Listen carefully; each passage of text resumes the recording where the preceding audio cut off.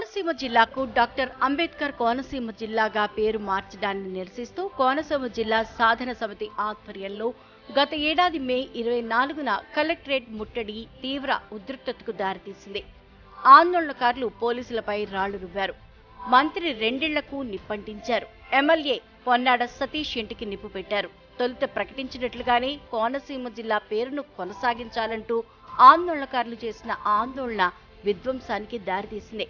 కోనసీమ జిల్లా పేరు మార్పుపై ప్రభుత్వం ప్రజల నుండి వినతులు స్వీకరిస్తున్న సమయంలోనే ఈ ఘటన చోటు చేసుకుంది.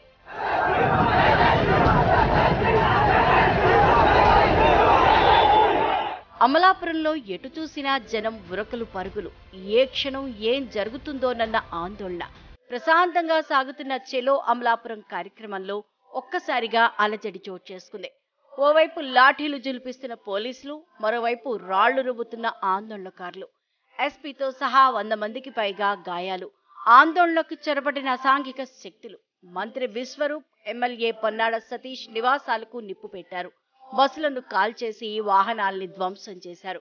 పరిస్థితి అదుపు తప్పడంతో గాల్లోకి పోలీసులు 5 రౌండ్ల కాల్పులు జరిపారు.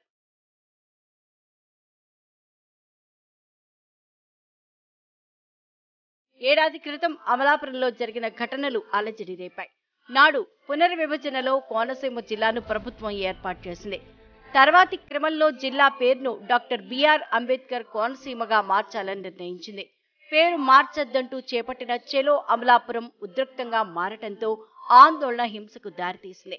పెద్ద ఎత్తున ప్రత్యేక బలగాల్ని రంగంలోకి దించి ప్రధాన కూడళ్లలో పికెట్లు ఏర్పాటు చేయాల్సి వచ్చింది. 15 రోజుల పాటు అంతర్జాలం పైన ఆంక్షలు విధించే పరిస్థితి అప్పట్లో నెలకొంది. ఈ విధ్వంసానికి సంబంధించి పలు విడతలుగా 257 మందిని అరెస్ట్ చేసి జైలుకు పంపారు.